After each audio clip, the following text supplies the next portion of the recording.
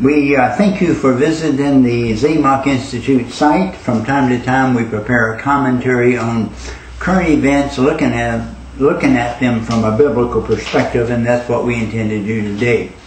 Last week we read that the Nobel Peace Prize was awarded to President Obama. The almost universal question was, what for? And so there's been a lot of analysis of that. We want to do that same thing from a biblical perspective.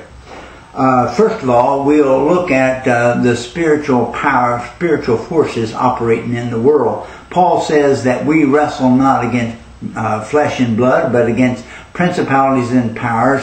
And then he uses an expression that I particularly like: the world forces of this darkness. The world forces of this darkness, which by the way is in the New American Standard Translation, refers to spiritual entities that operate behind the scene, that utilize human beings to accomplish their ultimate purpose. These spiritual forces must be discerned. They're not seen directly, and therefore in general are ignored.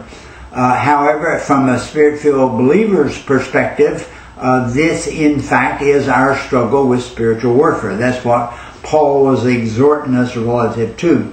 Now, these spiritual forces have two unique characteristics. First of all, they are always in opposition to the stated will of God, and secondly, they cause destruction in the host, whoever that might be. We see such things operating in individuals, such as pride, lust, greed, and so on, and if left unchecked will cause destruction. If we look at them on a national or international level, their function through an individual leader, for example, brings that whole nation into a position in opposition to the stated will of God and will bring destruction to that nation. If we go back a generation and look at the impact of the demonic influence operating through Adolf Hitler, we can look at the result or impact of that on the nation of Israel. Now, these are the world forces that are behind the scenes. So if we're looking at what's happening in the United States now, these forces are operating behind the scene. If we look at the Nobel Peace Prize committee, again, these world forces of darkness are operating. Now, 4,000 years ago, God initiated a very positive plan of redemption through Abraham, when he brought him from his ancestral home to a place where he would show him. God's will, simply stated, the redemption plan, is he is establishing his direct rule in the human community on planet Earth. Jesus' message of the kingdom of God was a part of the implementation of that. So God used Abraham and his descendants after him to implement this process of redemption. Now, for the past 130 years, God has brought the people of Israel back into the land of Israel after 1,000 years of exile. And this marks the climactic conclusion of this plan of redemption. Things are coming together very, very rapidly now from a prophetic standpoint. Now, the world knows that, and obviously Satan knows that. John speaks of Satan being thrown down to the earth with great wrath because his time is short. And if we see over the period of this ingathering of the nation of Israel, we see the nations being gathered into one global unit. A great global unification effort is evident, and particularly in the 20th century we see the formation of the League of Nations, and subsequent to that the United Nations, and the continual evolution of the United Nations. Now, what's happening from a spiritual standpoint is the globe is being prepared to combat or try to come against the redemptive potential of God's redemptive plan in the nation, or through the nation of Israel. Now, let's consider for a moment the United States in this plan. In the aftermath of World War II, the United States emerged as a global leader. The U.S. Industrial infrastructure was the only major industrial power that wasn't destroyed during the war, and the U.S. military ended with this as being the dominant military force in the world. So U.S. industrial spanned out across the globe, protected by the U.S. military. So United States hegemony was established around the globe. That was challenged by the Soviet Union for 40 years, but ultimately the U.S. prevailed and remains the lone superpower.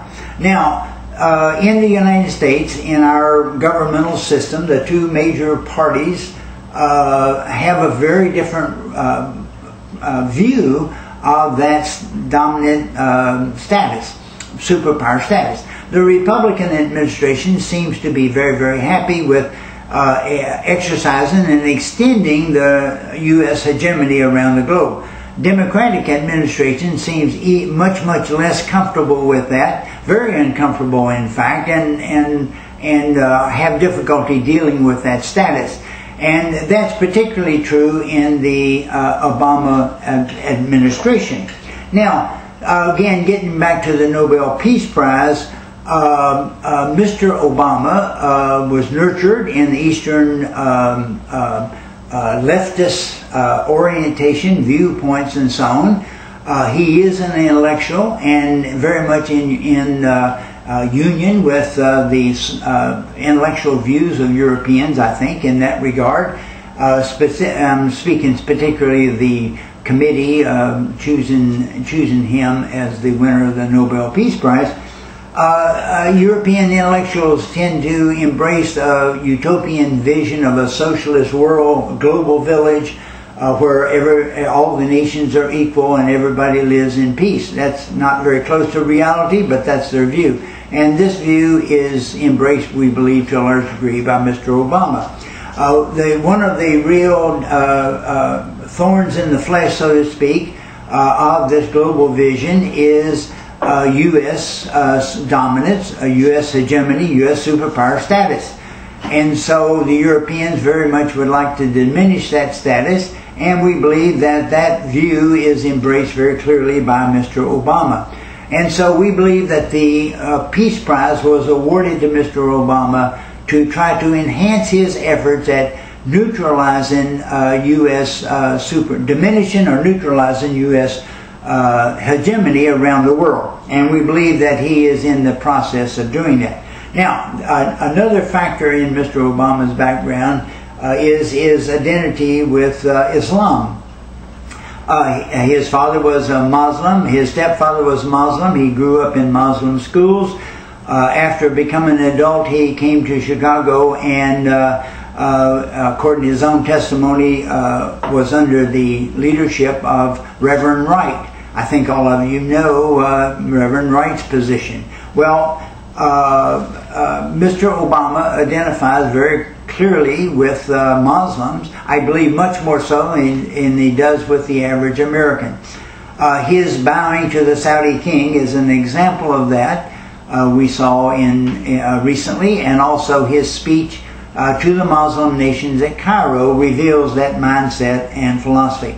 So he embraces conflicting ideologies, actually, of Islam and European socialism, perhaps. These two are in conflict. At any rate, Mr. Obama is leading the nation in a rapid transition, preparing America to join this international coalition, global village, which ultimately will be used to oppose the will of God. Only Bible-believing Christians and God-fearing Americans stand in the way of this transformation.